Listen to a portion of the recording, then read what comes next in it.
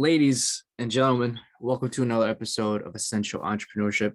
I think I just found my brother from another mother. I think we were like separated at birth or something because we have a lot in common so far.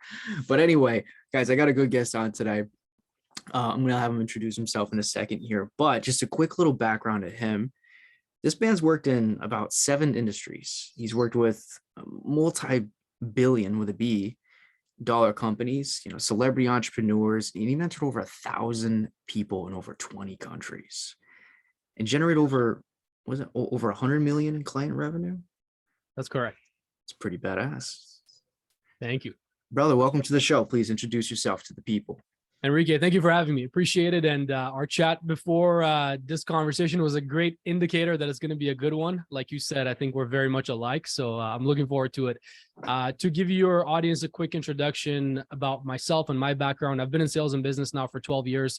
I started very young, got into sales, and I always looked at sales as my pathway into business because I knew from a very young age I want to pursue the path of self-education as opposed to formal education. And I decided that business and becoming a business owner would be the ultimate goal. And I knew that sales, revenue generation, is the most important metric in any business. And if I figured if I can, produce revenue and become valuable to companies, I can really work my way up. I can, build a network, and then I can learn on someone else's dime and transfer that into my own experiences in the future. That's pretty much exactly what I did. I worked in 7 different industries directly, skin in the game, boots on the ground, involved in these industries. Then I got into outsourced sales with a few partners of mine, worked with some major corporations, like you mentioned, multi-billion-dollar companies in a couple of industries. I worked with some celebrity, well-known entrepreneurs, helped those businesses generate over $100 million in revenue over that span that I was working with these companies. And from there, I decided to do exactly what I was doing and really what I do best, which is sales training, leadership training, business consulting. But I wanted to do it on my own terms. And that's a big North Star for me, living a life on your own terms. And I also wanted to really expand that. And I was tied down to agreements and contracts locally. I wanted to expand that internationally, and that's exactly what I did. I've worked with over 1,000 plus sales professionals, online marketers, business owners in 20 plus countries. That's what I do today. Super passionate about all of that. So I'm excited for the conversation and everything we're going to get into. Let's break that down, man. That was a lot, and there's a lot I want to probe and clarify on because you sound like a cool fucking dude. Appreciate it. It was a lot. 7 industries, man. Break us down. Like, what kind of industries did you dabble in? Which ones did you love? Which ones did you hate? Yeah, so I worked in a lot of different industries. Just off the top of my head, I worked in the network marketing space when I was very young. I got into the fitness industry in various capacities of the fitness industry. I got into the auto industry. I worked in the telecom space. I've done door-to-door sales. I've done B2B sales. I've done, cold calling. I've worked in the medical and healthcare space. I've worked in sales training with a separate company, actually not my own sales training programs. I've worked in with consulting companies. I mean, pretty much done everything you can imagine when it comes to sales. And nowadays, through the clients that I work with, it's industries I've never even heard of or been involved in. I work with clients in, for example, the fashion industry. I work with clients in the online space and different products and services that I personally haven't dabbled in. And that's because I focus on fundamentals. So the fundamentals are always transferable. So I've pretty much worked in a whole variety of industries, and as for which ones I like, I think I got great lessons out of a lot of them. But I think if I had to pinpoint where I grew the most, and I had to really point that out, it would be 2 different parts. In terms of sales growth, it was in the auto industry. I always give my auto people credit because I think the toughest negotiations and the toughest type of sales you can ever be in is auto. And I really built a whole different layer of my sales game in the auto industry. And then from there, when I stepped into leadership roles with a few of my partners and building outsourced sales teams for companies, I had to really learn the skill of leadership. And I think that was the second part of my growth. So those were areas that really stand out to me in hindsight. Yes, I did auto sales for some time, and I did when I was in my early 20s. And look, if you're in your early 20s and you're trying to find a way to make good money and like get a good skill set, like go to your closest dealership and go sell some freaking cars. Because 1, you're gonna make good money, but fast money. Right. 2, you're gonna learn a shit ton about people, how to talk to people, how ugly people are when it comes to money, and you're gonna have iron skin. That's the third thing, is you're gonna develop iron skin on the parking lot. Like hands down, whether it's from management, breaking your balls, busting your chops, or if it's customers doing it, because you'll get it from both angles. Yep, that's for sure. And Yep. it's good money, especially when you're in your 20s. You know, I was doing like 9, 10K, sometimes 11K, like consistently. And when you don't have that many bills overhead, like that's Mhm. good cash flow coming in every month. Yeah, it definitely is. And it sounds like you are talented. And just from talking to you, I could tell you have the social skills, the sales skills.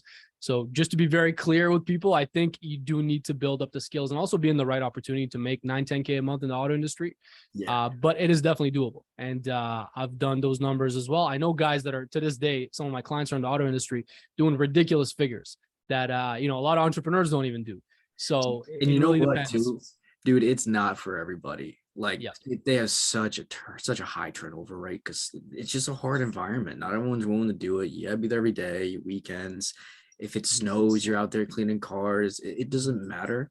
It's not for everybody though. Yeah, you Yeah. definitely gotta be tough, but it does make you tough. And Yeah. it's definitely a good industry to get into for some time. It's Now, definitely a grind. That's for sure. oh yeah, and you gotta have to grind, especially at a young age. It's like, Mhm. kids now these days is completely different, dude. Like I got younger siblings, and it's just you gotta toughen them up. It's not they're not built the same, man. I don't know. It's like there's something different in the water.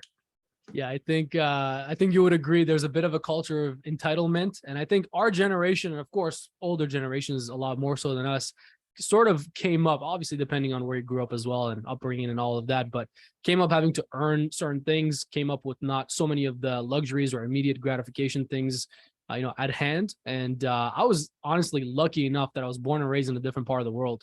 Came from the Middle East. I moved over here when I was 10 years old.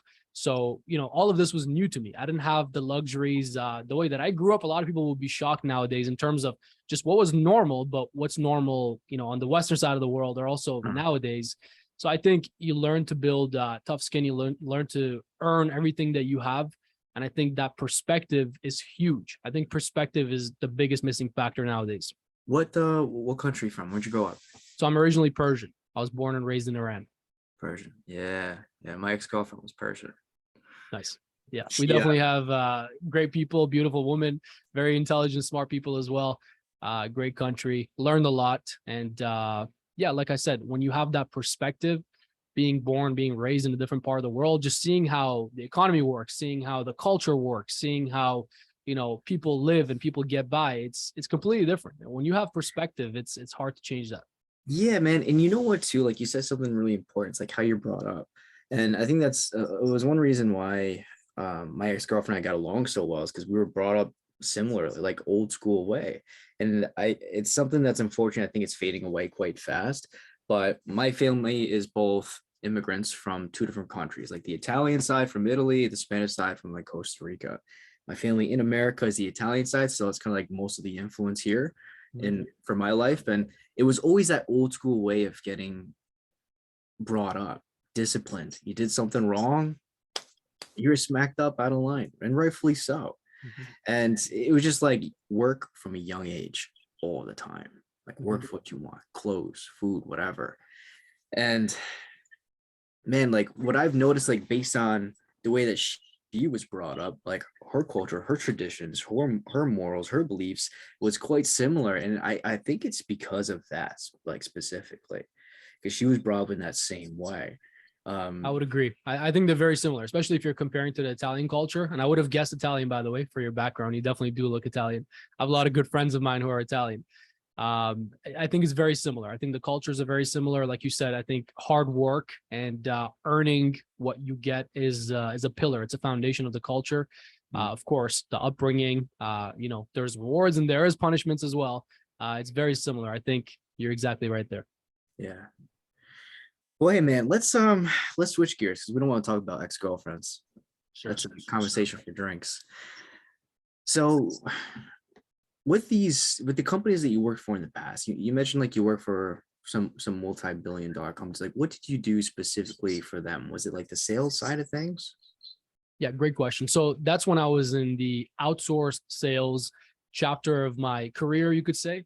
And what I was essentially doing is hiring, training, and developing these teams for these companies. And we would basically take on their products, their services, their offers, their marketing and so on. And we would take care of all the sales strategies, the sales systems, building and training and developing the sales teams, and bringing in clients and generating revenue. And then, of course, we had a profit share model at the back end of that. So that's pretty much what I did. So I had a lot of responsibilities in terms of hiring, in terms of training, in terms of onboarding, in terms of building out scripts, systems, processes, running the day-to-day operations, running morning meetings, sales meetings, trainings. So like I said, it was really around those stages where my leadership capacities and what I even knew of myself as a leader was elevated to a whole different level, because that's when I really had to step into that position, into that role. I came from, I think you would relate, being a really, high level sales guy that was always top of the boards, crushing targets, crushing goals, and so on. So I was very much selfish. I very much wanted to win, and that was that. If I was working within a company when I was younger as a sales professional, I was there to take everybody's heads off, and everybody knew it. I would very much verbally tell people, I will beat you all this month. Nobody will even come close. And so, I had that brash and stubborn personality a lot more when I was younger. I think I matured a bit and learned to be more diplomatic as I got older. But, that was my mindset. So when I got involved with some of the partners and companies later, I still had that same mindset. And it was when I got into a leadership position that I had to build and develop and hire and train all these people where I had to duplicate myself. That's when I realized, okay, well, I'm going to have to stop being selfish here. I'm going to have to actually teach what I do, teach what I know, and open up. And I think that really opened up my capacity. That showed me a lot more about myself as well. So it sounds like the first step was like, all right, I got to kind of like look inwards, maybe settle some internal affairs and get my shit organized so I can replicate and duplicate the right kind of employee that I'm looking for to get the job done. Exactly. Because I was incentivized to duplicate myself. Right. And Charlie Munger, one of my favorite guys, he actually turned 99 yesterday. I don't know if you saw that, but Charlie Munger, Warren Buffett's business partner, high level investor, love the guy, extremely witty. And he's known for his wisdom and his remarks and so on. He always says, people do what they're incentivized to do, right? So you always look at the incentives, and, if you're in sales, you're incentivized to win. If somebody else is closing deals and you're in the same, branch or office or company or whatever it might be, that could be your deal. That could be your money, right? So you're incentivized in a different way. Then I was in a leadership position where I was incentivized, obviously financially, to duplicate myself. So when the incentives change, the behaviors change. Yeah. So what do you look for when you're building out a team that you're going to place into other high level businesses? Because that like there is a point of like pressure on yourself where it's like, okay, there's a direct correlation with the results I'm going to get this company that's going to reflect on me and my company's performance, right? Like there's a little bit of pressure there. So like, what do you look for when you bring on a potential duplicate of yourself, essentially? Yeah, that's a great question. Honestly, I think you would be surprised. I wouldn't look for talent first and foremost. I wouldn't look for somebody who's very much, sales trained, sharp, or, has the highest level of skill or talent in the role that I'm hiring for. I think more than anything, I always wanted to make sure that somebody is going to be the right fit for our culture. And we had a very clear culture. I had a big poster on the wall of our main office right behind me. So I'd be running trainings, day-to-day meetings, sales meetings, and so on. And I'm standing in front of the room, and this big poster is right behind me overhead. And it said, earned, comma, not given, period. So everything was earned, not given. And that was the culture. The culture was we worked 6 days a week, sometimes even 7 days a week. And that even included myself at the highest level of those companies. The culture was very much that, we expect a certain standard. We expect a certain behavior. We expect a certain level of commitment, a certain level of coachability, being willing to learn, being willing to grow and adapt and commit yourself and so on. So those are the things that I looked for, the real pillars, the work ethic, the coachability, like self-accountability. And then if those were in place, we could always train somebody in sales. We could always train somebody to do the job. That's still what I look for today. Yeah, in my own businesses when I'm hiring, those are the same traits that I look for. Nowadays, I do a similar thing where I refer a lot of people that are my own clients in sales and so on, or people that reach out to me looking for opportunities to a lot of my clients who are higher level business owners who are always hiring. So I make these connections and I refer them, and I always do it based off the same thing. I'll refer somebody if I feel they have the work ethic, the coachability, all these same personality traits. Yeah, that's kind of like the first thing I look for too, is like culture fit. I mean, I think it's one of those obvious things, but maybe it's not so obvious because we're in the space all the time. Mm-hmm. But like, yeah, they gotta be a good culture fit. They gotta have the good head on their shoulders. And like we were talking about with DX girlfriend that's Persian, like there's got to be like that similar mindset, core beliefs, etc., things like that. Because one, that's number one for me, like important wise. Two is like, yeah, are they coachable? Hands down. If they're not coachable, and like depending on their work history, their past, like that's gonna kind of determine a couple of things too. Like that's a real red flag if they're not coachable. And then three is like you don't have to be the smartest or the sharpest tool in the shed. Like not everyone's just naturally gifted. I'm Mhm. definitely not one of those people. For me, I'm one of those people where it's like for some reason my brain just makes it harder than it has to be when I first learned something complicated, right? I hate it, but I found a way to like make it work, right? And Mhm. sometimes like there's people like that. So those people tend to be more coachable than the average, and they tend to have those core beliefs that I like to look for because they know how they work. And those are like the three things that typically I look for as well, whether it's employees, partners, friends, like it just doesn't matter. At the end of the day, it always comes down to number one, yeah, you got to be a good culture fit. Otherwise, sayonara, pal. Yeah, I would agree. And I think if you're a business owner, you should always be ready to hire fast and fire fast. And I think that's where a lot of entrepreneurs have a problem letting go of people or firing people if they're not the right fit. You can never really predict if somebody's going to be the perfect fit. I've had people that I hired that I thought would be great, turned out to be not so great. I've had people that I hired that I thought would not be so great, but I'll give them a shot. Turned out, they lasted with me for years and became, great friends and partners and so on. So I think the willingness and the mindset and the attitude to be willing to fire fast is almost just as important, if not more important than hiring fast, because if they're not a fit, you need to cut your losses early. This is a lesson a lot of traders know, a lot of investors know. You got to cut your losses. And I think it's the same thing. The more, it's the sunk cost fallacy, right? The more you pour money, time, energy, resources into somebody, the more you want to see them in a good light and try to give them more opportunities, more shots. But the reality is you're just going to diminish your own culture. You're just going to diminish the rest of your team. Everybody's going to think now these standards are acceptable. This lack of performance is acceptable. So I think another big lesson that I learned ties in exactly with what we're saying here is being willing to fire people quick if need be. And, it's nothing personal either. I always have great relationships to this day with people that I've fired in the past because it's not personal. It's simply business. And I think as a business owner, you should be willing to do that. Yes, I agree with that 100% because it's kind of like one of those relationships where you just know it's not going anywhere, where it's like, look, I don't want to drag you along because you got your own thing and I don't want to hold you back because who would that make me? It's like we're just not a good fit. That's it. Shake hands, part ways. Mhm. It's just like a formal breakup as a gentleman, right? Because if you're a gentleman, you always want to break things off in a good way with a woman. That's how it should Right. be, right?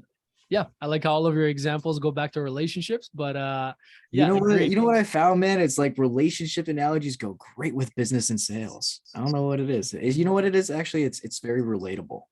That's why. You're right. You're right. A lot of times when I look to use generic examples, I look to relatable areas as well. I think relationships is definitely one that, especially if you have an audience of mostly males, they will definitely relate.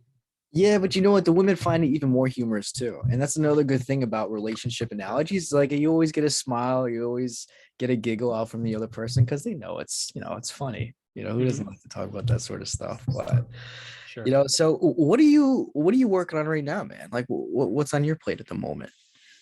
Yeah, well, working on really scaling things as usual. Working on obviously we're at the turn of a calendar year. Not that I really put you know, a lot of thought into the change of a calendar. To me, every 24 hours is another 24 hours to get after it, to work towards your ideal future and what you're looking to build. So I usually don't look at holidays, weekends, whatever else, these normal societal constructs, but just being where we are, working with a lot of my clients on strategizing and planning for the year to make sure this is the most successful year of their careers, of their lives.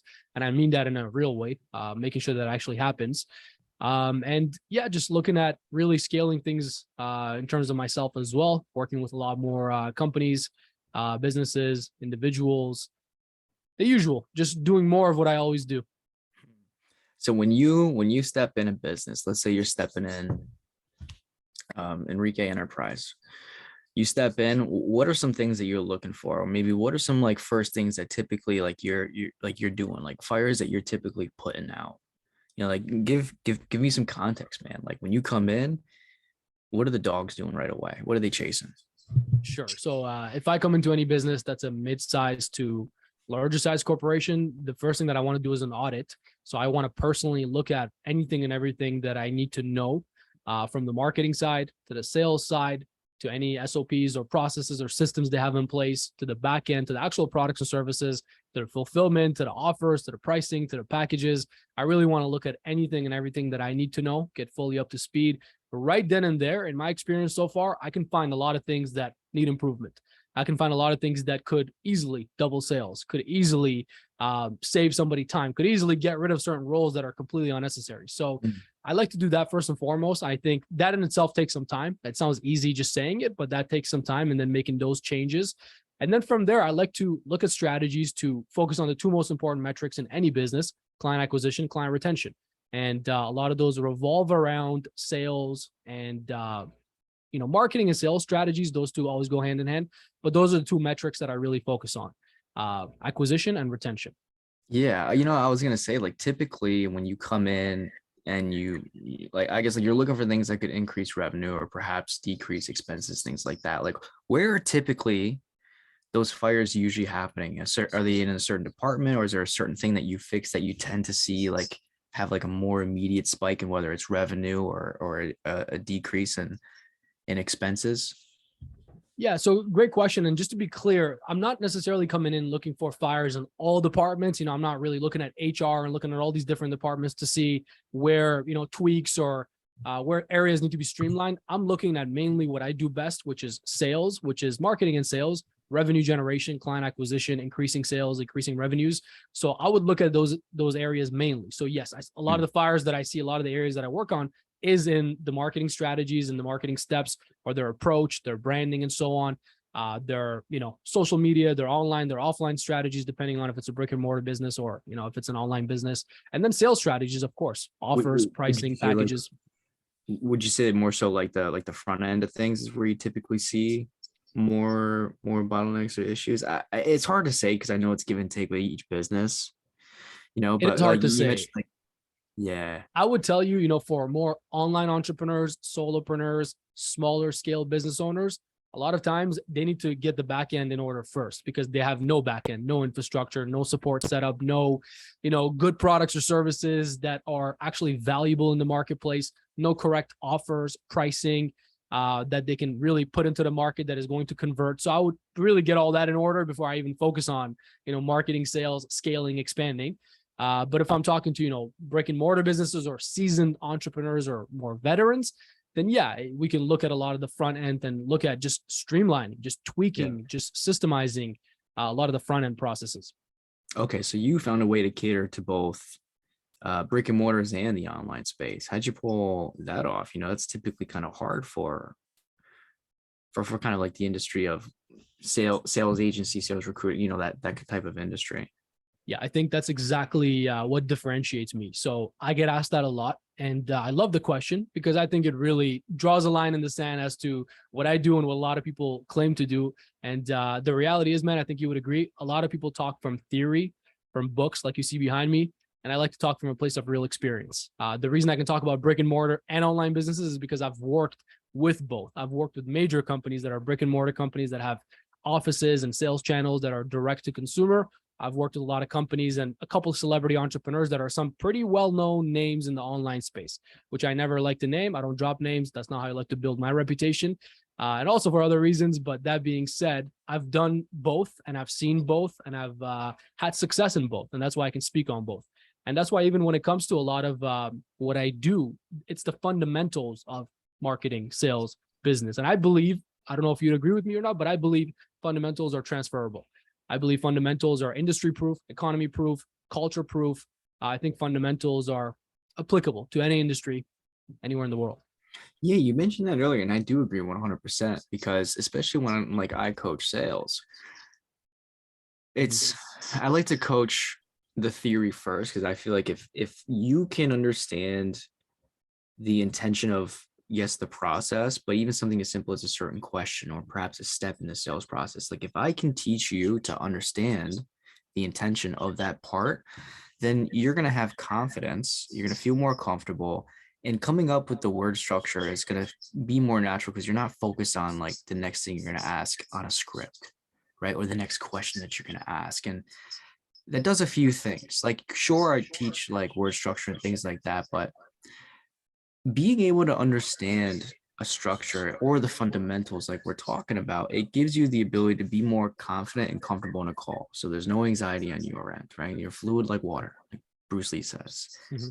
Two, you're not focusing on the next thing that you're going to say, which leads me to three, you're going to be able to actively listen more to your prospect and to hear what they're really saying behind their words. Because as you know, in sales, I mean, hindsight's one hell of a thing. When you go review a call, sometimes you'll have that aha moment where it's like, oh, I misinterpreted that, or oh, what they were saying is actually this, but I heard that. And I feel like if I could teach the theory, the intention, the fundamentals to a student, to anybody, it's going to ultimately serve them better because number four, like the word structure, it's going to come natural to them and they're going to sound like themselves. And that's like number five is, man, in a sales process, as you know, you got to sound like yourself because people can feel if you're scripted. People can feel if you're not yourself. They can just feel like congruency, you know? So I feel like if I can coach that, the fundamentals, you're going to be congruent across all boards for the maximum performance or efficiency, if you will. Do you know what I mean? Yeah, absolutely. I think you said a couple of things there that I would love to touch on that are really important, I think, for your audience or anybody listening who's not as sales experienced. One of them is around scripts. You mentioned you don't want to sound too scripted or too canned. You want to be more genuine, authentic. I talk about that all the time, and I would 1000% agree with you. I think the sales professionals that sound scripted, they never get the results that they're looking to get. They never perform up to the potential that they could perform in. And that's because they're looking to memorize scripts, memorize lines, memorize closing lines, memorize all these word tracks that are good to know and have in your back pocket, because sometimes it would be necessary. You need to have a scaffolding. The way I look at scripts is you need to have a scaffolding, almost like a structure that you follow, that you understand is the same duplicatable process every time. It generates the same results for the most part every time. It works, right? It's proven and tested. But if you can know the structure, but also be able to be well versed in your sales process and be able to go back and forth in your sales process and control the process and take your prospect down that process to the end. I think if you can do that genuinely, authentically, if you can do that from a place of actually caring for your prospects, actually meaning what you say, actually knowing your products and services, and having that commitment to get the deal done, I think that's the best place to come from. So with scripts, I'm 100% there with you. And you said something else as well that escaped me now, but is going to come back to me, and then I'll touch on it. Yeah, well, let's go back to that scripting because there's definitely a time and a place for scripting, especially with a certain level of skill with that closer. It's like, look, just get your reps into the point to where you can look away from it. But if you know the process, but you just feel uncomfortable without going without a script, get rid of the script. You're at that point now to where you have to, in order to get out of the box that you're in and to level up, like you got to get uncomfortable. And it's really not that uncomfortable if you know the process, but you're just a little bit scared of going without the script. But that's the next level for those kind of sales rep, because what they'll find is they're going to unlock that next level of listening, right? Because they're away from the script. Their focus is now allocated directly to the words that's leaving the prospect's face. And that's kind of like if you're in sales and you listen to this and you're like, how do I get better? Or if you know, like maybe you could listen a bit better, or you're missing some things on a call, or maybe you're not sure why you're not closing them. It probably comes down to listening, really. Listening and then asking the right questions. Those are kind of like the two important things of sales. Like if sales are two pillars, I would probably say it's listening and asking good questions. Those are definitely great pillars. And I think another problem with scripts is that scripts don't prepare you for real-time scenarios.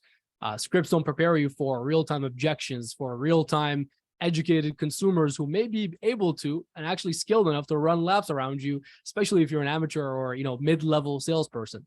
And that does happen. I can tell you from experience when I was new in sales and I started to recognize this very quickly. Scripts don't prepare you for these scenarios. And that's why I think if your fallback is a script, you're not set up for success. I think you need to have the training and the level of skill and understanding of, first and foremost, sales and the sales process. And then second of all, your product, your industry, your company, your brand, your competitor knowledge, all of that needs to be in place. And I think if that is, then you're going to win. You're going to win. Your prospects borrow your confidence. So if you don't have that confidence, there's nothing for them to borrow. That deal is not getting done. It's not happening. Yeah, absolutely. And God, there's two things I want to touch on there. Confidence is one of them, but there's some before then. What was it?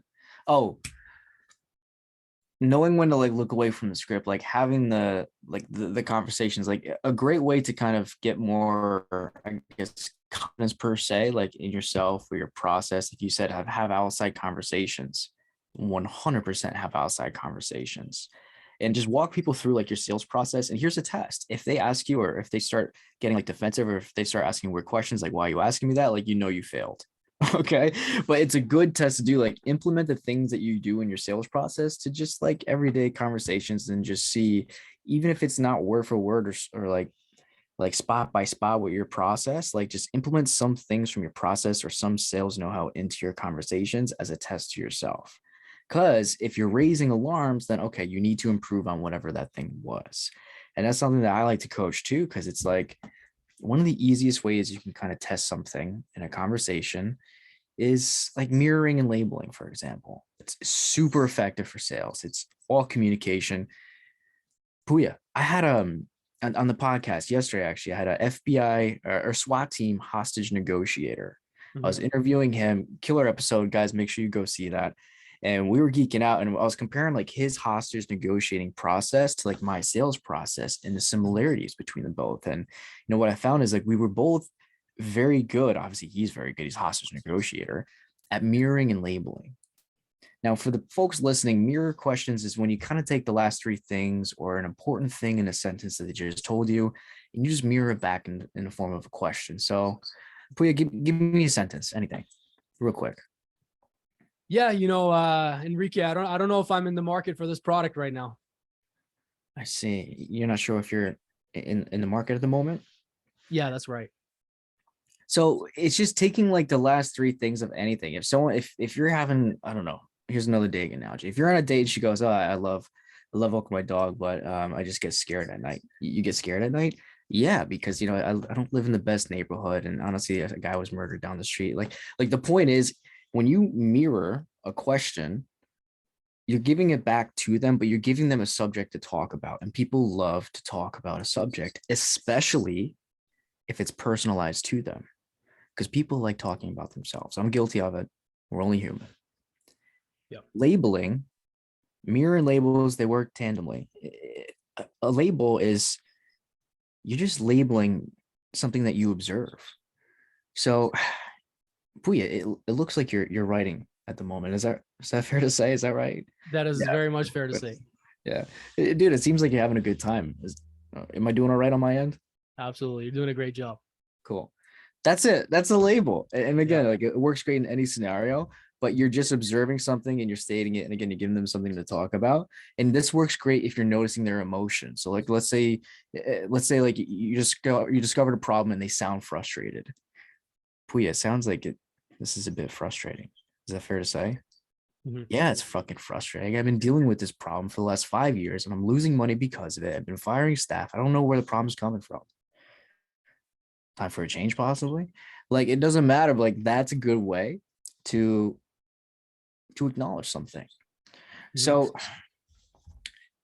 having these conversations with the hostage negotiator, his name's Terry, I realized that one, you guys got to have more sales conversations outside of a sales conversation, and you'll find 100%. That you will get better 100%. Absolutely. I want to touch on a couple of things there. First of all, the hostage negotiator, do we know his success rate? That's how I know if he's good at sales or not. Yeah. He said 95% of the time. The only 5% is if they kill themselves. Okay, got it. Just wanted to check because anybody can get trained and put into a job and get the title, but do we know the success rate? That's like saying I've been a salesperson. Okay, were you good? So I just wanted to confirm. That being said, in terms of what you just mentioned, I think I agree for the most part, but I'll play devil's advocate. I'll tell you a couple of things that I think I see a lot of times in especially the online world when I see online sales trainers or consultants or just really anybody more in the online space who I personally, from listening to them, and I think you can pick that up too. When you listen to somebody and you have the experience under your belt, you can tell who's talking from theory or who's talking from real experience and who knows what they're talking about or who has read a book and is regurgitating it, right? So when you're talking, I can tell you've been in sales, but a lot of times you're listening to people and you realize, this information will not really serve salespeople in real scenarios, in the real world, right? Sounds good in that book and this person's interpretation of it, but you get the point. One of the things I was writing down, so I don't forget, because we're talking about so many things, I wanted to write down a couple of keynotes that I remember to come back to. Let's hit it, man. Yes, sir. So when it comes to mirroring, labeling, as you called it, I would agree. Now, the parts that I don't particularly like or teach much around mirroring or around NLP or all these different tactics or different areas are the parts that I think are, one, somewhat outdated for today's world, for educated consumers, for the level of information that we have in the market today, the level of competitive analysis that we have today, the level of understanding of human psychology, of buyer psychology that we have today. And second of all, I think they get overplayed, and I think you would agree with this, not by a professional like you, but by a lot of amateurs who may hear this and now say, my prospect crosses their arms, I'm going to cross my arm. My prospect, says this, I'm going to say that. My prospect says I'm frustrated. Oh, you're frustrated. Yeah, I'm frustrated. Oh, so you're frustrated. Yeah, I'm frustrated. Okay, got it. You're frustrated. So that conversation is not going anywhere. They think I'm just going to keep mirroring myself to $1 million, right? So I see this taken out of context so much that I almost want to play devil's advocate and speak out against all these tactics because I see it the way I see scripts. I think the tactics are okay, and I think they have a place, and I think they have value. And you better believe I use a lot of them myself. But I think, again, really learning concrete sales knowledge, like the actual sales process, the main pillars of every sales process, these different things I think will set somebody up for success. Because again, the main problem with mirroring is that what you want to get across is that your prospects need to feel heard, right? I always, use relationship analogies. I don't know, for some reason, I use this analogy a lot. Your prospects are like crying babies, right? A newborn baby that's crying and screaming and yelling out, right? You need to acknowledge them. You need to let them know that they're heard. Otherwise, it's only going to get worse, right? So, and by the way, I'm not a father yet. I don't have a baby. So I'm talking from theory in this case here, but I've seen it a lot. So I feel like, they need to be acknowledged for that crying to stop. Your prospects are the same thing. So of course, they need to feel heard. And yes, you need to communicate clearly that they are heard. You can use words like, Enrique, what I'm hearing you say is XYZ. Is that correct? Yeah, that's correct. So that's a way that I would mirror, quote unquote, or I would acknowledge them, or I would get that agreement from the prospect, as opposed to just repeating. Because I see this a lot, and I see it going the wrong way more often than it goes the right way. And I think you realize why. If a person is not a professional like yourself, or doesn't have the car sales experience and the good stuff, they won't be able to use this correctly. And the second part of it that I wanted to touch on is with tactics like this, with mirroring, with everything that we've discussed, a lot of times what happens is the salespeople the amateurs at least, would leave it exactly where it is. So they would mirror or label or agree or whatever we want to call it. And then they wait. And then there's that awkward pause. And then there's that space. And then there's that, time for somebody to take control of this conversation. And oftentimes, again, if you're in front of an educated consumer, they're going to take control of that conversation, and you probably don't want that. So one of the main things that I like to really focus on is how you can control the sales process. And controlling is, of course, asking the questions, getting answers to those questions, but it's also in just having the accountability to assume control of that process. So if I'm going to do something like mirror or repeat back what they said or acknowledge them, I'm going to follow that up with moving them down the process, follow that up with another statement or another question, or how I can move this forward. I wouldn't just leave it where it is. So just to play devil's advocate, those are some things that I see happening a lot in terms of mistakes with things like mirroring, labeling, even scripts. So I think we really should clarify both sides to bring the utmost value to your audience. 100%, because it always goes back to that conversation of like understanding the fundamentals, also understanding like the intention and the outcome of a mirror or of a label question. Like if you don't really know why it works, then don't use it. It's not necessarily something that's like advanced, but it's not for certainly a beginner person or maybe even like an intermediate, right? Because at the end of the day, if you don't truly understand why you're asking something or why a strategy works a certain way, then don't use it yet because it's just not for you. And it could potentially blow back against you. Mhm. One of those common sense things, but it's always a good thing having a quote unquote devil's advocate because it does give a different perspective that's helpful 100% because like knowing the fundamentals, it's like jujitsu, martial arts. Do you train any Right. martial arts? Yeah, I do actually. I've done some jiu-jitsu and wrestling, but I mainly on an active basis train Muay Thai and boxing. I'm more of a fan of striking personally. Nice. Right on. I've always been towards the grappling side, but I don't have anything against striking's awesome. I did boxing too. I want to get back into boxing actually, but Mhm. started off in wrestling, done jujitsu. But my point is it's quite like business and sales too, where it's like the black belts in jujitsu and wrestling, they're not doing the fancy shit that you see in movies. Flying arm bars, flying triangles, like none of that stuff. Mhm. They got really good at guess what? The fundamentals. Fundamentals, yeah. The rear naked choke. The rear naked choke. That's the highest submission grappling move is the rear naked choke. Second Yeah, one is the arm bar. exactly.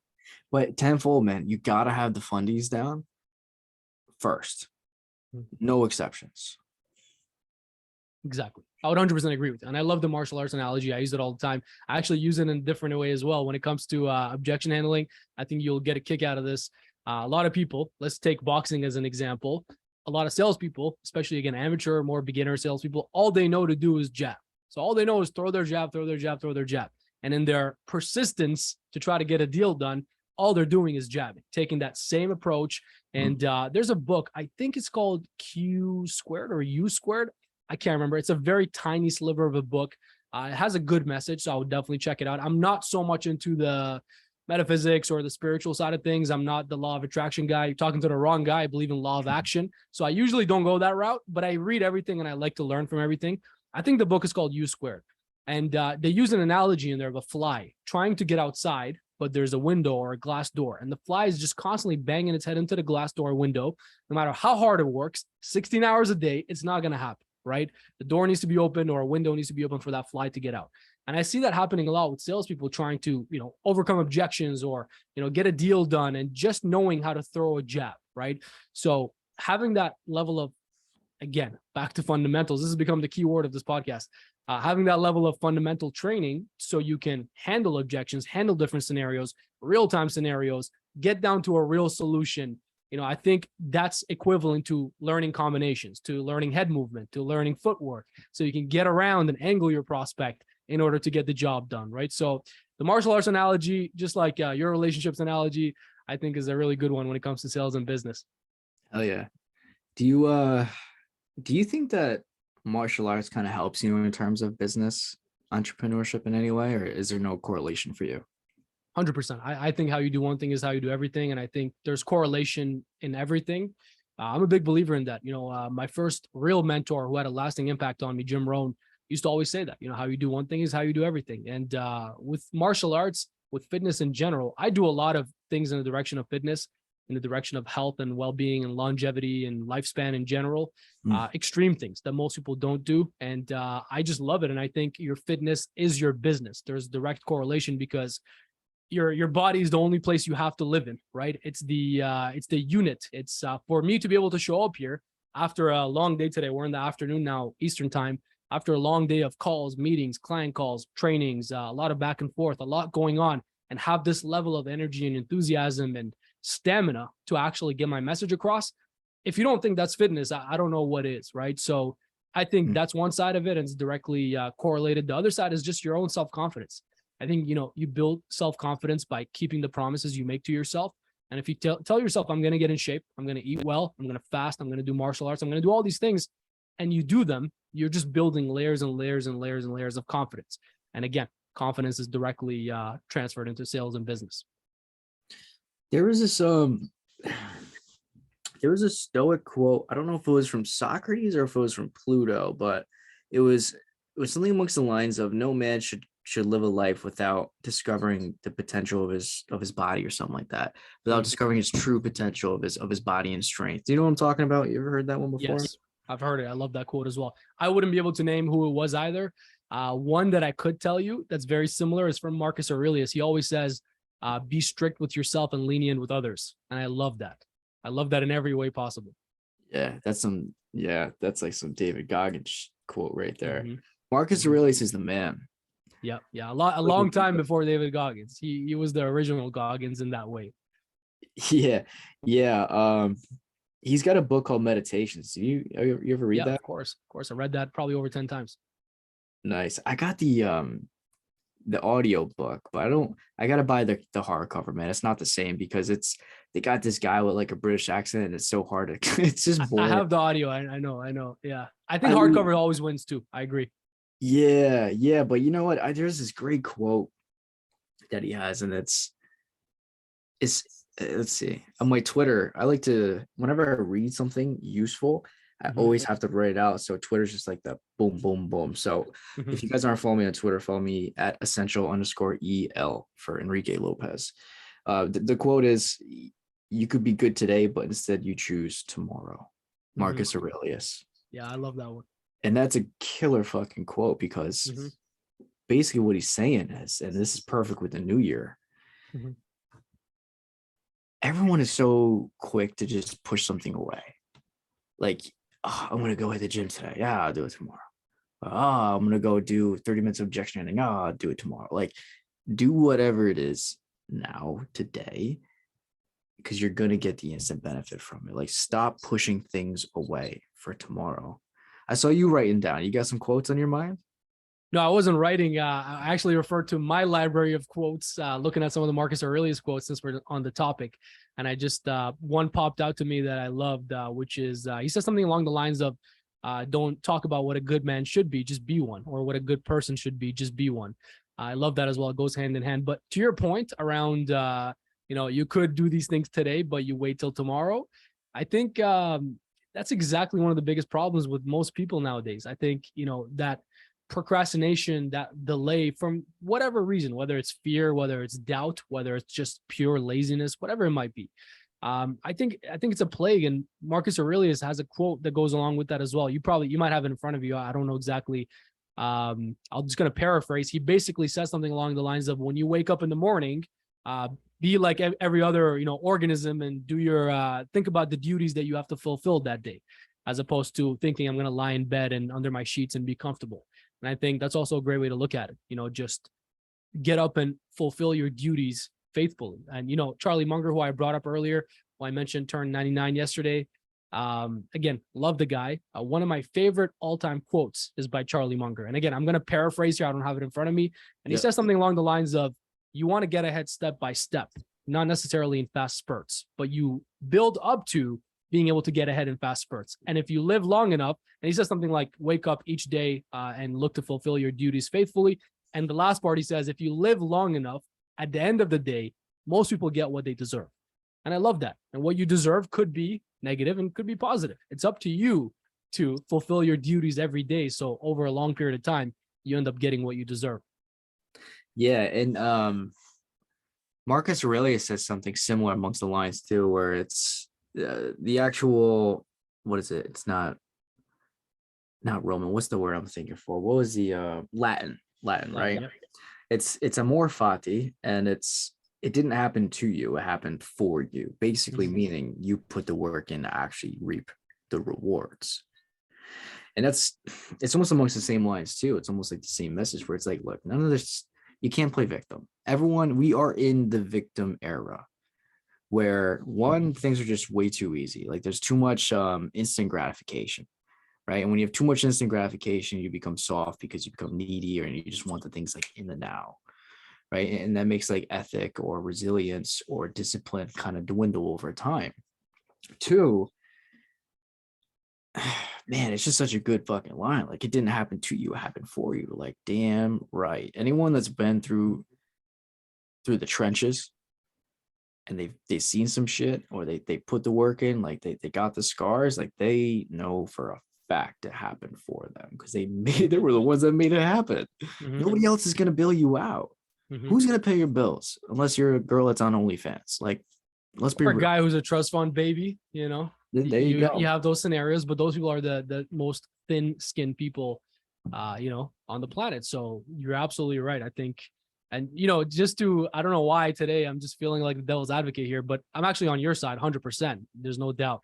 But the flip side, devil's advocate for the audience, because they might be thinking, everything happens to me, or sorry, for me, in the context of I'm going to sit on my couch and manifest things, right? People misconstrue that statement right there. So I can't sit here and let a beautiful Stoic philosophy statement go to waste like that. And for people to think, that's what it means. Everything happens for me. I sit on my couch and think about $1,000,000 and it just happens. We can't let that get misinterpreted. No. Marcus Definitely Aurelius can't let that deserves happen. much more. This is for you, Marcus. 100%. This is for you, Marcus. All the manifestation people, you can turn this off now. What it means is everything that happens, every negative that happens, every real thing that happens in the real world, not in your imagination, you can turn into a positive. It means it's not about the things that happen, the events that happen. It's about how you react to those events and what you make of those events. Again, not the law of attraction, the law of action. So I just wanted to clarify that and, just play a bit of devil's advocate here and poke some fun as well. It's always welcome, man. 100%. Because I'm not into that woo-woo stuff either. Mm-hmm. No, not for me. Not because it's another thing. Like you and I were brought up in a similar way, like upbringings, family cultures, old school stuff like that. It's like, yeah, no, it just doesn't. It doesn't float our boat. It's just not like that. And here's another one from Marcus because it's right in front of me. He says the fruit of this life is good character and acts of good. And acts of good, I'm going to keep that in an open translation of like you're doing what has to be done. Like you're taking the actual action, like acts of good. And then damn right, you gotta have good character because nobody wants to be around you if you're a shitty soul or a bad person to be around. Like you, absolutely. My friend Pouya, dude, I'll smoke a cigar with you any day of the week, man. We'll have likewise, brother. Likewise. Absolutely. Just one last thing on the Stoicism topic, if you don't mind. Go for it. I just wanted to share because this actually had a really important impact on my life, and that was from Seneca. Seneca the Younger. We talked about Marcus Aurelius a lot. Obviously, there are a lot of other Stoic thinkers and philosophers. Epictetus is another great one, but Seneca has a series of moral essays, and one of them is called On the Shortness of Life. Have you checked that one out yet? No. I would definitely check it out. It's one of the ones that really stood out to me amongst all of them. I would put it right up there with Meditations. Meditations slightly above, and then right after that, I would probably put On the Shortness of Life by Seneca.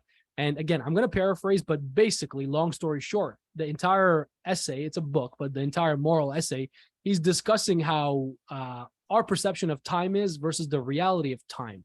And some of the favorite things that I have that he says in there, again, off the top of my head, I don't have the exact quotes in front of me. He says things along the lines of, we have plenty of time to use if it's well invested. But the problem is that we waste most of our time. And he talks about how we give a lot of, attention, and we're stingy with, monetary goods, with luxuries, with all these things, but we're lavish with our times, when it should be the opposite. We should be, open and giving with our possessions, but stingy with our time and protecting our time. So it's a really good one. I personally love it. Again, it's called On the Shortness of Life. I would definitely check that one out as well. Yeah, that's good, man. What is it about Stoicism that I guess you're attracted to? Because it's not for everybody. A lot of people don't even know what Stoicism is. But sure, they might come across a TikTok that's got a couple quotes in a slideshow, right? But I feel like it brings out a particular person or a particular soul. But what was it about it that kind of attracted you? I think just like you said, on a lot of levels, it resonated with me already. Before I knew of Stoicism and Stoic philosophy, I had a lot of the same core traits. I had a lot of the same belief systems. Again, it could be nature or it could be nurture. I think it's a mix of both. And I think for people like ourselves, I think we're both the same, where we're very much A-type personalities, go-getters, and also looking to be our best selves in every way possible. We talked about mindset. We talked about physicality. We talked about business. I think we're very much similar in all these different ways. And I think the common theme there is we're striving for our potential. We're looking to be our best. I think one of my core beliefs is that life is a lifelong journey. And people, I like to wake up at 4 a.m. and all these little things, right? Little disciplines. People ask me, is that sustainable? Yeah, I'm going to be the 100-year-old dude, or hopefully 200-year-old dude who's waking up at 4 a.m. Anything that I do, I'm doing for life. It's a lifelong journey. It's I think long term in everything that I do with all my decisions, including business decisions. So I think when you have these core traits like we do, Stoicism just hits a chord with you because it's raw and real. It breaks through the BS. It breaks through a lot of the entitlement culture, the victim-minded culture, the soft culture that we have today. And I think it speaks to people who want to take charge of their lives. Because I think, on another hand, too, I don't want to give up control of anything, that relates to my future or my life to anybody else. I want to know and I want to believe exactly that, I'm in full control. And I think having that message from these thinkers, however, thousands of years ago, whatever, 1,000, 2,000 years ago it was, telling you, you can control your life, you can control your actions. The fact that you get insight into the mind of an emperor, a Roman emperor, and his personal diary. I mean, to not be able to take advantage of that and to maximize that, to live a good life in your day today. And we live in the easiest times in human history. If you don't think these are the best times in human history, good luck. All the best to you, right? So I think it resonates. Yeah, it's like an old school podcast back in the day. It's like it's coming around. But you're right, dude. It is a filter because it is going to attract a certain individual with a certain mindset. So it is a filter in and of itself. And I think Stoicism is attractive for me, but I think it's also helpful for entrepreneurs because it kind of requires them to do a bit of critical thinking to what's really behind the words. Mm-hmm. And here's my perspective. We live in a world where everything's so stupid, easy, and laid out. Whether it's you're in subway line and it's step 1, choose a bread, step 2, choose a vegetable, right? Like everything is stupefied to the max, right? And it doesn't really require a lot of people to put a lot of critical thinking, which in the long term, those same people have a hard time with dealing with pressure, right? Or making the hard decisions or doing what needs to be done, right? Dude, we could talk all day. Yeah, 100%. You said the word pressure and it just got me excited because that picture behind me right here, the black says pressure, the red says pressure is a privilege. But continue. That's cool. Yeah, man. I mean, I like it because you do, it is good to think deep about a lot of things, but the words behind them, because a lot of the time it is open for interpretation, which is cool because it's different perspective and perspective is important. But I don't know, it's just like one of those things where it's kind of fun for me to do. At least it's like, I wonder what he meant by that. And then when I hear a quote, it's like, oh, I wonder, is there other meanings to it? And I try to come up with 2 or 3 other meanings and I choose the favorite one, right? But it's just like, I guess the point I'm making is like, it gives you like a little bit of an opportunity to do deeper thinking. And I feel like with today, everything's being so fast, everything being so simple, superficial and easy. I think it's important for us to slow down, pump the brakes, and use our brain juice. Because look, common sense, it ain't common. It's a skill set at this point. Absolutely. And man, I'm just inspired by greatness. I think as I mature and as I grow older, I look for, greatness in all different ways. I look for examples. And for me, if you can look back on, again, humans that lived so long ago, such a different lifestyle, such a different world that they were in compared to today, just like if we were to look 1,000 years ahead, we probably would not even be able to recognize it, right? You can only imagine at the accelerated rate of technology and everything else is happening, where we're going to be, where humanity is going to be, if we're even going to be around. Let's hope we make it that far. But for me to be able to look back and seeing the minds of these philosophers, these great thinkers, and obviously it's a selective crowd. We're not listening to some, random Roman citizen 1,000 years ago. We're listening to the best of of their times, of their era. So for me, it's extremely inspiring. For me, it's if you're not studying history, you're really missing a lot. And that's what makes meditation super cool, because like you're in the mind. That's actually his personal journal that he never planned to be released to the public. Yeah. That was his personal journal of a Roman emperor, arguably like one of the last of the greatest. His son went in there and tore everything up after him, which kind of sucks. But man, speaking of like, so God, you want to say something about that? I was just gonna say that's why there's a famous saying: a great man usually does not come from a great man. That's a good one. It's very interesting, and it's been proven. It's a phenomenon. It's a real thing. It's very rare that a great man comes from a great man. Oftentimes, because again, let's take the son of Marcus Aurelius. You're born into royalty. You're born when everybody's bowing down to you from from the age of childhood, right? Again, nothing's earned, everything's given. You're accustomed to that level of automatic respect, automatic gratification. Again, similar to the generation nowadays where everything's immediate gratification. It's those same principles. So it's very difficult for somebody to be born into that level and also strive to do more, to do better. Yeah, and God, there's that. It's a great saying, but it's so oversaturated, man. It's like hard men create good times. Mhm. Good times create weak men create hard times, right? It's almost like Marcus's life was kind of depicting that, right? Because he made good times. He was, he went through the hard, but his son was a weak man, weak-minded, not nearly as strong as his father, nor had like the same mindset capacity. And therefore he made very difficult times because he was a very bad ruler, like from day one. So that kind of just came to my mind. But man, looking at this pressure sign in the back, it reminds me of Leonidas, who's sitting on your shelf too. Mhm. Now, Leonidas, he was known as, the king of Sparta, the general, I believe. I don't know what I his believe exact so. military rank was of the 300. That's what Leonidas is the 300 guys, the Spartans. Come on, everybody knows them. They mastered marketing, master marketers, 100%. Anyway, I like to think about oftentimes like how easy we fucking have it, dude. Those guys, the 300, the Persian ranks back then in the Battle of Thermopylae, that's the 300 battle. There were over 250,000 estimated to the records that they have. And just you and 299 other bros are going to go against that knowing like you're going to die, but you're the last standing for your country, your city state. Like that pressure, very few would be able to hold to that. Now imagine the pressure of like you hearing or feeling the vibrations of the ground of them like running towards you, and you're about to like clash swords, clash shields. Like that is insane. Now let's amplify it.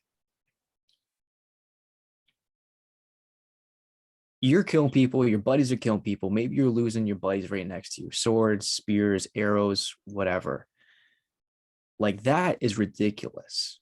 Like we have it so good, so easy. I always often think too, like, what would it be like if we were to have a conversation with Leonidas or his men, what they would think about us? If we brought them to like just modern day time at a mall, I feel like they would be disgusted. Yeah, I think I would agree with you. I think they would be just shocked at the quality of life today and who we've become just as a species, human beings in general. Forget the Greeks and the Persians and all that good stuff. The history is incredible. I love to study that history as well. Again, my own background is Persian. My fiance is actually Greek, funny enough. So it's a powerful mix. And let's hope that you guys, last a while, Absolutely, definitely will. And I've delved into that history, and I just love history in general. Love to study World War I, World War II, all the different battles and so on. And I think it was early or mid 2022, I believe, where I spent a few months reading something like 20-something military books, just different battles, different prisoners of war and their stories. There's all these different things and ton of lessons. By the way, you'd be surprised how much is directly transferable to business from these military lessons and so on. 100%. That's why I love studying that military ranks, all that stuff. Yeah. Absolutely. But when it comes to going back to the topic around how they would see modern society, that's exactly it. And I think, to make this valuable to everybody who's listening, a tangible thing that they could do, and I think you probably do this as well. I would love to hear how you consciously practice discipline or practice hardening yourself, your mind and your body. But I think I'm a big believer that you need to create these self-imposed struggles, if you want to call it that, this pressure. Again, why the red here says pressure is a privilege. I think you need to create that self-imposed pressure for yourself, that self-imposed accountability, whether that means waking up at a certain time every day, 7 days a week, by the way, 365, by the way, and holding yourself to that standard, whether it means, pursuing something like martial arts, whether it means going after that, next promotion, next job, whether it means starting your own business and taking that risk of reputation, risk of capital, whatever it might be. But I think just these hardships, reading history, reading Stoicism, all these different things, I think there are ways to harden ourselves, at least to some level, that, we can tap into this potential that we have. Because yeah, just a few generations ago, like you said, they were fighting with swords and, spears and shields, and seeing people get, cut up in front of them and all this stuff that we would find insane today, but that was the norm. And I think it would help all of us to, on some level, build at least the traits, the character traits that those people back in the day encompassed. So I think, yeah, I'm definitely with you. Yeah, people are too soft, man. You got to get hard for sure, especially if you're a guy. It's just how it is. It's just how it is. And some things that I do to kind of help myself with withstanding pressure, just kind of going through the suck. Like I call it going through the suck, like just doing something that's super uncomfortable. I do it like all the time. That's why I go to the gym. If you don't go to the gym, go work out. If it's leg day, I do a lot. I do a lot of weighted lunges. Dude, those things suck. But I do it because one, it sucks. And two, I mean, when I get done, it's like, damn, I feel good. But three, when I'm in a high pressure situation, or maybe when I'm in a situation in business, or let's say I have like 6 or 8 sales calls in a day, right? It's like, oh, fuck, I gotta do this one. Almost done. Right. The mindset is, all right, I already done this before, but it's just one step at a time. And when you see it as like one step at a time, I've done this before, the suck goes away because you've been through far more pain if you've put yourself through the physical pain, right? Because the body follows the mind. If you feel like it's going to suck, it's going to suck. But if you put your body through the physical pain of, let's say, just working out, for example, I'm not saying to go kill yourself, but like if you go work out and you put yourself under that physical pressure or martial arts, it's going to make your mind stronger. And your body follows the mind. So when your mind's stronger, your body's stronger and you're able to do more. That was one of my biggest takeaways actually from wrestling growing up is if you can control the person's head, the body's going to follow. If I snap you down, pull your head, your legs are going to follow, just how it works. That's why you take somebody's back, right? Mm-hmm. But I think that's one of the best ways that, I mean, you could, I guess, just come a little bit more resilient, tougher hide. Just put yourself in those scenarios where you know it's going to suck, but you know you're going to prevail. Sit-ups, push-ups, whatever it is. Because look, at the end of the day, you're not fighting 250,000 Persians. Mm-hmm. So how bad can it really be? Yeah, exactly. That brings us full circle to perspective. I think a good takeaway for your audience and everybody who maybe is not necessarily there yet, like us, doing the reading, doing the workouts, doing all the things to put themselves in a better position mentally and physically to take on the world, take on their goals. I think if you can just learn this thing first and foremost, it takes no energy. It really doesn't, it's not that hard. Just learn to apply perspective. Every time you feel sorry for yourself, you want to play the victim role, you want to look down on your situation, you're in a bad place. That could all be well and justified and real, but if you just apply some perspective, and I think this is why, immigrants like myself, people who have experience in different parts of the world and people who have been through some hardship or people who have suffered real challenges in life, oftentimes have such a more optimistic perspective, always optimistic long-term. It's because, again, we know how bad it could be. We've seen the flip side. You always have that perspective, that comparison. And I think that's a good takeaway and a good actionable step. Every time you're in a bad place, just apply some perspective. Somebody would quite literally kill to have your life. Your worst day is somebody else's best day. And I think perspective is a powerful tool. Yeah, definitely. Sometimes I even think about like, all right, my family from like, let's say 100 years ago, 200 years ago, what was their lifestyle like? What would they think if they saw me being like ungrateful? I'm sitting in my house with heat on, in the middle of winter with a full belly. I got water over here that I had to go to the bathroom sink for. Like what would they think when they had to walk, who knows, a mile to get water with a bucket from like, you know what I mean? Like perspective, Mm-hmm. and just kind of having that gratuity that comes with it, because it could always be worse. Yeah, 100%. I think a good rule of thumb, something that has guided me since I was very young and I use to this day, and it's just so real for me and I live by this, and I think I always will, is always grateful, never satisfied.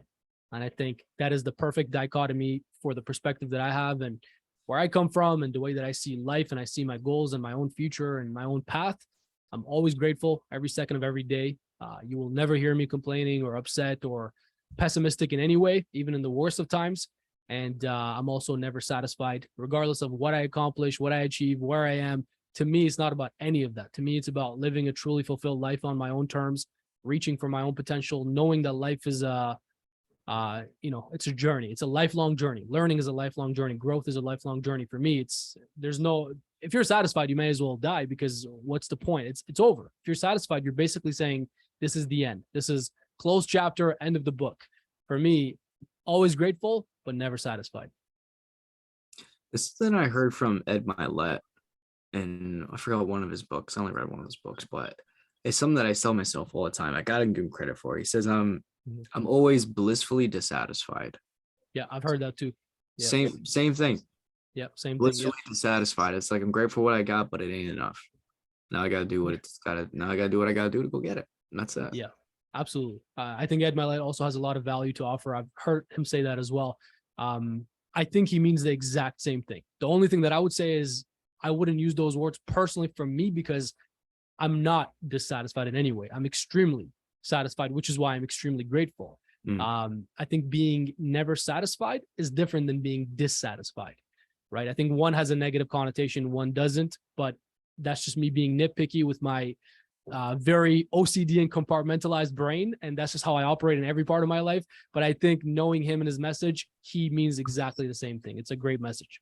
All right. Take it easy, Seneca. All right. Don't get all philosophical on us, pal. Yeah, you got me going with all the philosophy talk. Dude, we can go on all day, man, but we should probably wrap it up. Pouya, dude, any last thoughts, any last recommendations on, I guess, like the audience, man, people from their 20s, 30s, just kind of like that, like any words of inspiration? I don't know, man. What would you recommend? Like, let's just say, like, first steps, maybe mindset, while we're on the topic, I guess. Is there anything you would recommend them to maybe do more of, do less of, to take on as far as hobbies or anything like that? Yeah, absolutely. I'll just go with what came to mind. First things first, and I'll just, my gut reaction to your question. And I think that's probably the best way to go, the most genuine way to go. I would say, first of all, if anybody, 20s, 30s, whatever age they may be, is not already inspired or extremely motivated by our conversation here today, then, either we've done something wrong or this path is just not the path for them. So I would hope that by default, they're already very inspired and motivated. I think you're the same way, probably. I don't go for motivation or inspiration. That's just a byproduct. I don't consider myself a motivational or inspirational speaker or person. We talk business, we talk real strategies. And if you're inspired or motivated by it, good, because you're going after your goals, your future. Makes sense. I just wanted to make that comment. In terms of what I would recommend and what I see is something that a mentor of mine a long time ago, when I was probably 22 or 23, recommended to me that really helped me in my path. And this was a period of time where I was making, major decisions in terms of living circumstances, moving countries altogether, in terms of opportunities I was considering, just things that I had on the table. And I was essentially confused as to what would be the best longer term decision for me. And I think a quick underlying message here is always think long term. So I was thinking longer term, in a decade from now, what would I want? What's the best decision? And this mentor of mine said, you know what? I think what would help you is to go read a bunch of books, go pick 4, 5, 6 books, all different topics. And I want you to read them all together, all at the same time. Read a chapter, read a paragraph from one, switch to the next one, go back and forth, keep it open, but start reading and looking at all different topics, disciplines, try to get models from all these different, areas of study. And I think that will teach you a lot more about yourself, your natural inclinations, what you gravitate towards, and really will help you with your decisions. That's exactly what I did. And pretty much, I always read from a very young age, from, 15, 16 years old, pretty much since high school. But that's when I really picked up the habit of very seriously committing to reading and always pursuing knowledge in that regard, because I felt like it really helped me in my path. So that would be my recommendation for your audience. If anybody's looking for their next steps, their next path, just start reading, start looking at different topics, different areas of study. Start with Stoic philosophy. We talked about it a lot today, so it's great. And I think that will teach you a lot about yourself, a lot about the world, and you'll see as a result who you are and what value you can bring to the world. I love it. Where can we find you, my friend? Great question. It's at Pouya Haidari, Pouya Haidari, and on all platforms, Instagram, YouTube channel. I have over 200 videos on there, more coming. So you can check it out, get a lot of information. And I look to really serve and provide as much as I can there. But all the social platforms. And if anybody's listening to this from your audience and they want to send a message on either of my social platforms, I have my team managing those platforms. Just let us know you heard this on Enrique's podcast. We'll throw in a free gift for you. We'll do something special for you. Just let us know. Whoa, there you go. Yeah, and I get a free gift to Toronto. I appreciate that, man. I'm looking forward. Absolutely. Anytime you want to come out here, we'd love to host. Yeah. He said give me a first class flight and 5-star hotel room. So I'm down with that. Appreciate it, man. Thanks. You know what? For you, no problem. That's what I call hosting. Well, hey, brother. Thank you for coming on the show, man. We're gonna have you again, no doubt about it.